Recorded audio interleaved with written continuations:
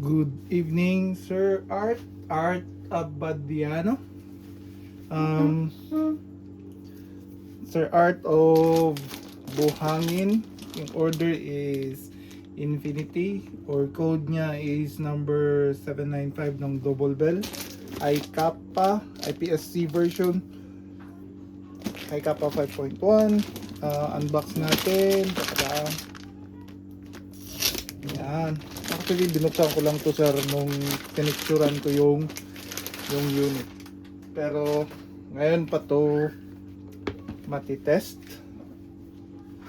Okay. Yan. Let's unbox. Before that, sir, may kasalin siyang BBs. Yung bala. 0.25. Ayan po. Tapos yung gas na order nyo, number 9, para masulit sa pistol. Again, number 9 or number 12 pwede sa pistol. Pag number 14 na gas, medyo malakas na yun, sir. Pang rifle na yun. So standard 9 and 12 para di masira yung internals ng gas blowback. So buksan natin, sir. Kasi meron na siyang kasaling hard case. It's up to you kung lalagyan nyo ng sticker, patakip to, palitan. Pero yan po yung ano niya sa likod. Yan. So buksan. Okay, Sir Art, ito yun. Meron siyang free extra nozzle. Pasensya na sa motor. Tapos meron din siyang cleaning rod pang clean. Tapos yung unit, yan,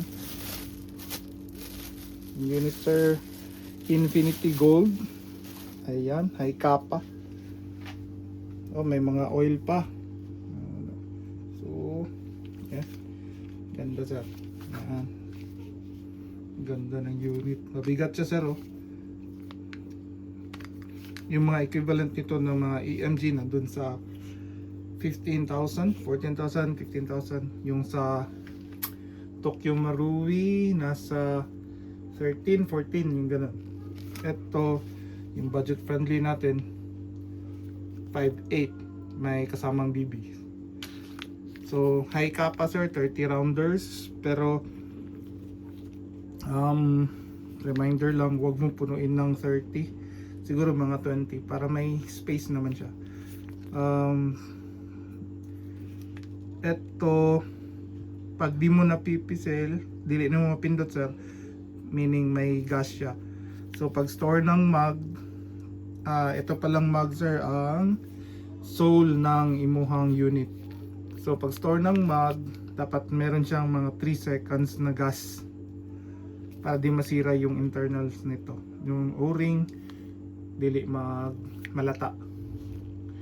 So mamaya tuturuan kita paano maglagay ng bala or BBs. So ito,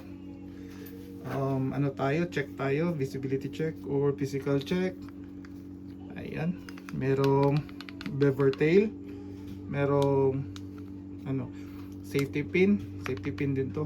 Dito na wag pihitin, sir, pag dili siya magpin, kay dapat naka hammer siya, hammer down. So yan, hindi na yan puputok.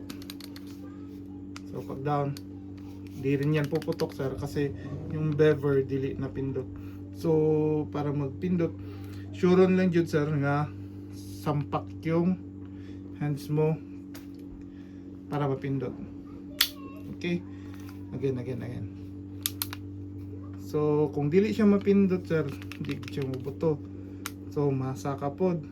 Ambidextrous din, sir, pwede diri baba. Kahit na nakababa, basta di na mapindot, di na siya mabuto. So pindot to na to, yan, pindot. So maputok. So, sir, gold ang barrel. Yan, yan, naka-hop up siya. Infinity markings. Maganda din yung markings sa yung frame o grip. metal frame. Yung grip niya is plastic. Natatanggal, mapapalitan, pero sayang naman, wag na lang palitan. So go for the stock muna, enjoy yung stock. Ito pwede palitan, may oil, normal lang yung oil sir, kaya ng real steel. So ito physical checkup, merong ano ba yan, kita ba, yan siyang thread, pwede lagyan ng mga accessories, muffler, silencer or what. Dito meron na siyang rail, 20mm rail, may markings din, serial ata niya. Pwede lagyan ng tactical flashlight or laser. Ito naka ano din to, yung front sight pwede din to palitan. Ito pwede rin lagyan ng red dot. So ganda ng unit sir. Okay, ganda din to pang display. See, it's a collector's unit. So ngayon lagyan natin ng bibis yung ano, yung magazine. Sir, pihit lang to sir, pababa hanggang makita mo yung ibang, yung medyo malaking awang compare dito. Di rin may butang sir. So pa down, pwede rin mano-mano sir, pero meron akong fast loader. So sir, ang bibis dapat unani ang purma. Ang follower nimo nakapaana. So imong follower, imong bibis ana pod. Dapat walay latang sir. So natay 2, 4, 6, 8 ka bibis. Oops. So dili siya maglatang-latang sir ha. Di po siya pwede baliktad kay madaot imuhang internet pag load sa hop up. So again, avoid nga mabangga or matagak sir, kay sayang ang magazine. Kasi mabali ang kaning maglip or magleak. Do naman tayo mga spare na baligya pod, pero sayang sir, 1.7 pod na. So paano mag-load ng gas? So nakoy gas, makita nimo sir ang valve. Saan ba yan? So na valve, napo na siya murag katong tumoy-tumoy para isulod dire sa yang valve. So pwede ana nga down, pwede pod nakatagilid. So basta nakabuba, pwede may shake tapos hold, ayaw dire, para dire sir dito para control. Tapos yan, tapos press down. Kung wala kang marinig na singaw, mga 5 to 8 seconds. Yun sir, walang singaw. Okay yung magazine, walang singaw. So sa pagtaod sa magazine sir, isalpak dito sir ha. Dili po tong kusog kayo, pero dili po tong para sa pellet gun nga hinay lang po nga ana lang pagkataod, no. So salpak. Okay, careful lang sir. Always trigger finger out para iwas disgrasya kay yayay pod makaigo. Okay, so isang kasa lang to sir. Okay, isang kasa. Test natin yung chrono, kung ilang FPS. First putok pa to sir ha. So try natin. Kusog ay 278 muna. Lakas ng recoil sir. Sa mga high cap pa 5.1 kusog yun yung recoil. So again, guys, kita ay 263, 275. So magmatter po siya sir kung minsan nga gamit mo na bibis.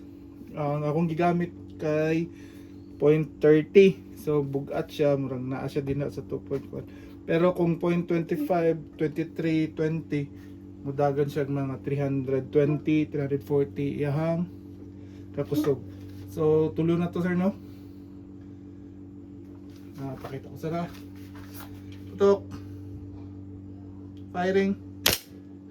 Suga oy. Firing. Firing. Firing. Wait, change ako. Makita. Firing. Okay, last yun na bullet. So mag open chamber sa sir. Okay, naka open chamber. Yung buhaton sir, remove mag. Always remove mag. Tapos makita mo to, ito ang naga lock. So para dili mapudpud ni, since dili man ni real steel jud nga same sa tinuod na pusil. Para di siya mapudpud, para mag last long nga mag open chamber siya, pwede mo i-push back para magbaba na. Okay, nakita nyo po yun. Saka na to sara. Yan. So pwede man mo siya naon, pero ba daot maguni sir ang iyang kilid mapudpud. So assist na lang, push back, yun nagbaba man siya. So release, tapos yun hammer down. Sir Art, ang imuhang unit is working. So i-pack ko na sir para ma-deliver na sa inyo. Daghang salamat.